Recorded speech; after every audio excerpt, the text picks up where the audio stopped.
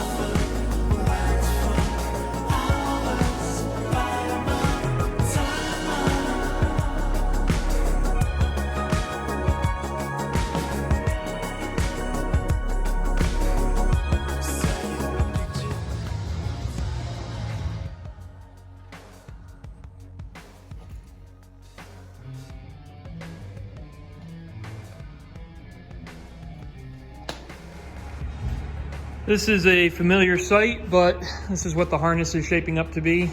And this is hopefully the last time that we have to loom on loom for a little while anyway. So we started taping where these little runs are coming off. And then tomorrow you just gotta go out and get some bigger loom because the stuff that I got's a little too small. But we have it taped up to the point where we're gonna have enough length to get over the motor. And then once it's over here, we can start plugging stuff in, routing stuff, making room for all the power steering stuff. At some point, I'm gonna have to bite the bullet and get the master cylinder and hydro boost coming. We also started laying out the factory LBZ battery cables, which are tiny. These are probably like a 2 gauge or a 4 gauge or something. I had 2/0 on the 6.5 before that I don't think I'm gonna be able to reuse, because we are going to use the factory LBZ system, including the jump start point in the middle here, which I think is a pretty neat thing that GM did. So we're going to lay these out and figure out if these cables are going to work. Assuming they do, we'll probably run them for the time being and then use them as a template to make larger ones down the road, and we'll do a video of that if that ever happens. But that's where we're at. So next step is to loom the harness, run it over the back of the motor, and then bring everything over to the driver's side, start plugging stuff in and going from there.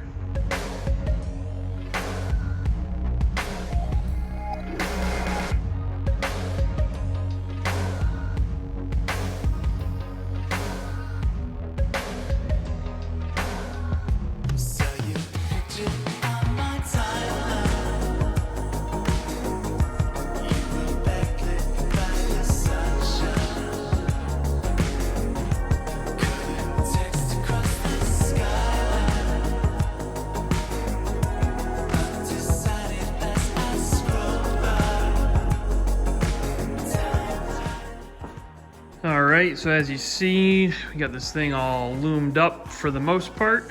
One thing to note is I bought all these bigger clips thinking that I was gonna run the full-size loom, not realizing that basically all the wires that go into the PCM or the ECM or the computer or whatever you want to call it, those basically all get cut. Do so at your own discretion and at your own risk. Anyway, in cutting all those, I significantly reduced the size of the conduit needed, and therefore these clips are all too big. So I will now have to order smaller clips for those, but fortunately they're only like 10 bucks for 25, so definitely not complaining. So as I've said like a million other times in the other videos, once this side is all done, I can order new inner fenders or even mock up with the old ones, stick the fender on, figure out how much room this is really going to give me, because right now this is kind of an estimate. So let's just take a moment to appreciate the cleanliness of this side of the engine, because this side of the engine is now a complete clusterfuck. So one thing I learned, and this is probably common knowledge to most of you watching, is that this harness simply exists to feed the computer. So on a Ford, and I know this because I just helped a friend take one completely apart, the entire harness is underneath the dash. So if you want to access the harness, you got to pull the whole dash. The cool thing with this is that by making the harness external, you don't have to pull the dash if you want to work on this harness. The shitty thing about it is that it looks ugly, and unlike a second gen Dodge, there's no cowling that can be removed, so you can tuck the harness, etc.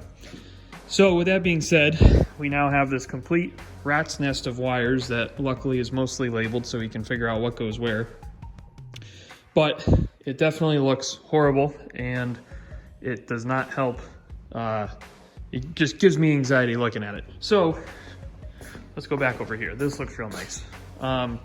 So quick summary, this bulkhead, basically, like I said, it feeds the computer. About 2/3 of those wires feed the computer. And then the other remaining wires go up into the dash, and I think it's like a door harness or something like that. So a lot of that can get gotten rid of. And we basically just retained the necessary components that come out of that harness. So I don't know, I think it'll work. Between Kyle and the service manual, if it doesn't work, chances are we can figure out why. So I think that's gonna look pretty good. You know, I don't really mind that there's still gonna be a harness running across the back, because let's face it, this thing has a shit ton of wiring on it as it is. So that's not really a concern. So really all that's gonna be over here is just factory stuff. Gotta figure out heater core lines. I'm gonna retain all the factory 6.5 AC components, just probably replace them, but it's not gonna be Duramax air conditioning. And then I just gotta figure out the order of things to go here, because in a 6.5 it goes battery, airbox, degas bottle, and in a Duramax it goes airbox, degas bottle, battery. So we'll just figure out whatever makes the most sense and go from there, but that's still a ways out. So I think what I'm gonna do next is figure out some more about routing these battery cables. Yeah, so we'll see what happens with that. So we got the cooling stack removed, and I think I got a pretty good idea of where everything has to go. There's a couple things, if I can get this unhooked. There's a couple things that I'm not so sure about that I'm just gonna have to do some research on. But we got the jump start junction block here, which is really cool. I'm really happy to be able to retain this, and I ordered a new one of these covers. So it looks like the alternator charges directly to here, and then driver's side battery positive, driver's side ground. I assume that one of these offshoots feeds a fuse block, or it would have originally, so I'll use that to feed my fuse block. I don't know why there's two. So that's something I got to figure out. I don't know if one of these is supposed to also go maybe to the alternator. That way the alternator doesn't just charge through here. I guess that would make sense. And then I'm gonna run it under. So again, I'm gonna have to change out these P-clips for bigger ones. Run it under, and then it shoots behind the motor mount. And my starter terminal is there, or the constant supply to the starter. And then it's gonna come over here and grab the battery. And then again, we got a ground. So that all makes sense. So now I'm just gonna order P-clips for that, P-clips for the firewall. And then hopefully this weekend, or maybe, I don't know when, we can start to address this. And then I still got a bunch of connections to plug in on the motor side. So I think we're getting somewhere. So I'll probably cut this clip here just for the sake of time, and I'll see you guys in the next one. I just want to drive this fucking thing. Look how sick that's gonna be.